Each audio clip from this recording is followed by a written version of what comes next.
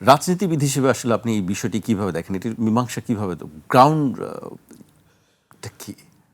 ধন্যবাদ। প্রথমত, এই যে রোহিঙ্গারা আমাদের এখানে এসেছে, এটা একটা রাজনৈতিক ইস্যু ছিল সেই সময়ের। আপনি যদি খেয়াল করেন, যে প্রেক্ষাপট তৈরি করা হয়েছিল তাদেরকে এখানে আনার জন্য, এর সাথে জিও পলিটিক্সের সম্পর্ক ছিল, এর সঙ্গে কারো কারো অতি উচ্চ আশাও ছিল। কিন্তু রিফিউজি ইস্যুটা এটা কেবলমাত্র ভাত মাছের বিষয় না, এটা আমরা বিভিন্ন সময় বলেছি। তৎকালীন প্রধানমন্ত্রী শেখ হাসিনা বলেছিলেন যে তার ছোট বোন বলেছেন যে 18 কোটি মানুষকে খাওয়াতে পারো আর 10 লাখ মানুষকে খাওয়াতে পারবা না। অর্থাৎ তিনি আমাদেরকে খাওয়াতেন এবং আরও 10 লাখ মানুষকে তিনি খাওয়ার আয়োজন করছেন। রোহিঙ্গা অথবা এই যে রিফিউজি ইস্যুটা, এটা যে কেবল ভাত মাছের বিষয় না, এটা তার মাথায়ও তখন আসে না। মানুষ তো আরো বাড়ছে, গত কয়েক বছরে তো নতুন উৎপাদন। আবার আরেকটা বিষয়, যে সেই সময় অন্যান্য রাজনৈতিক দলের ভূমিকা কী ছিল আমরা অনেকেই ভুলে গেছি। আমরা বলি যে সেই সময় সরকার কেন তাদেরকে বাংলাদেশে ঢুকতে দিল। সাবেক প্রধানমন্ত্রী মরহুম বেগম খালেদা জিয়া তখন লন্ডনে ছিলেন। তিনি লন্ডনে সংবাদ সম্মেলন করে বলেছিলেন সীমান্ত খুলে দিয়ে রোহিঙ্গাদেরকে, বাংলাদেশে বিপদাপন্ন রোহিঙ্গাদেরকে জায়গা করে দেওয়ার জন্য। অন্যান্য রাজনৈতিক দলগুলো দাবি করেছিল এবং যে প্রেক্ষাপটটা ছিল তখন আর না করার কোনো সুযোগ ছিল না।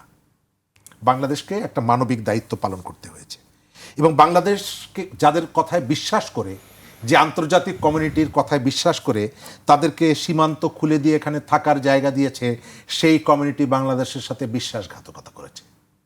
তাদের যে প্রতিশ্রুতি রক্ষা করেনি এবং এই রক্ষা না করার পেছনে একটা তাদের সুদূর প্রসারী রাজনৈতিক লক্ষ্য আছে। আপনি জানেন যে এই যে রোহিঙ্গারা যেখানে আছে, রোহিঙ্গাদের দেখাশোনার দায়িত্ব কিন্তু বাংলাদেশের না। তাদেরকে এটা ম্যানেজমেন্টের যে কাজটা, ইউএনএসসিআর, জাতিসংঘের যে অভিবাসন সংস্থা, রোহিঙ্গা ক্যাম্পে যারা অবস্থান করেন প্রত্যেকটা মানুষ হচ্ছে তাদের দেখাশোনার দায়িত্ব। সরকার তার জায়গা থেকে লজিস্টিক্স, অন্যান্য যে সাপোর্টগুলো, সেই সাপোর্টগুলো এই প্রতিষ্ঠানকে দেয়। এখান থেকে একজন মানুষকেও যদি বাইরে পাঠাতে হয় কোনো জায়গায়, তাদের অনুমোদন লাগবে এবং তাদের অনেকগুলো প্রসিডিউর মেনটেন করতে হয়। মিয়ানমার এখন এই বক্তব্যটা কেন দিচ্ছে? এই বক্তব্যটা দিচ্ছে এ কারণে যে সে সাপও মারতে চায়, লাঠিও ভাঙতে চায় না। পৃথিবীকে দেখাতে চায় যে আমরা একটু সভ্য হওয়ার চেষ্টা করছি।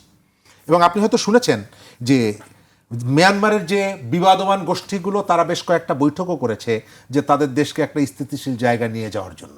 অর্থাৎ এখনকার যে সামরিক বাহিনীর কর্মকর্তা যারা আছে ক্ষমতা দখল করে, তারা বিশ্ববাসীকে দেখানোর চেষ্টা করছেন যে আমরা অনেকগুলো জায়গায় একটু সহনীয় একটা শাসনের দিকে যাচ্ছি, আমাদেরকে তোমরা সাপোর্ট করো, আমাদেরকে এখানে থাকতে দাও।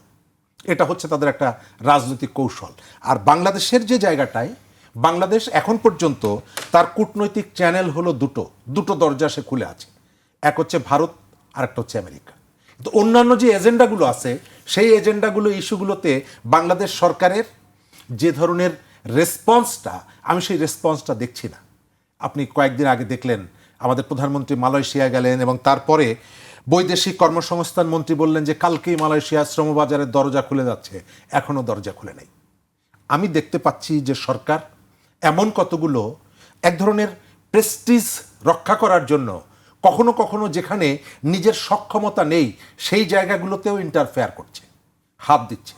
কিন্তু আপনার কতটুকু সক্ষমতা, আপনি কতটুকু ফাইট করবেন, কার সাথে ফাইট করবেন, এই যে আপনার যে ডিজাইনটা করতে হবে, সেই ডিজাইনটা নাই। আপনি কড়া একটা বক্তব্য দিলেন ভারতকে কেন্দ্র করে, ভারতকে নিয়ে, তার পরের দিন সকালবেলায় সবার আগে আপনি চলে গেলেন তার কাছে ডিজেল চাইতে। তো আপনার ওজন কতটুকু এর ভিতর থেকে বুঝে ফেললো। আপনি 2 দিন পরে যেতেন, আপনি তার রাষ্ট্রদূতকে ডাকতেন, তলব করতেন, তাকে জিজ্ঞেস করতেন যে তোমার দেশ থেকে এটা কেন করলো শেখ হাসিনা, কই আপনি করতে পারছেন না। অর্থাৎ আপনি পাবলিককে খুশি করার জন্য এক ধরনের রিয়াকশান দেখাচ্ছেন, গোপনে আর এক ধরনের রিয়াকশান দেখাচ্ছেন।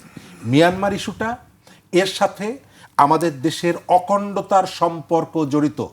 এটা কেবল ডাল ভাত না, এটা কেবল ইন্টারনেটের সংযোগ না, এটা কেবল ওই আমাদের সামাজিক সম্পর্ক না, এর সাথে আমাদের রাষ্ট্রীয় অখণ্ডতা যেহেতু জড়িত, সরকারকে সেটি বিবেচনা করে সেই অনুযায়ী রেসপন্সটা করা উচিত।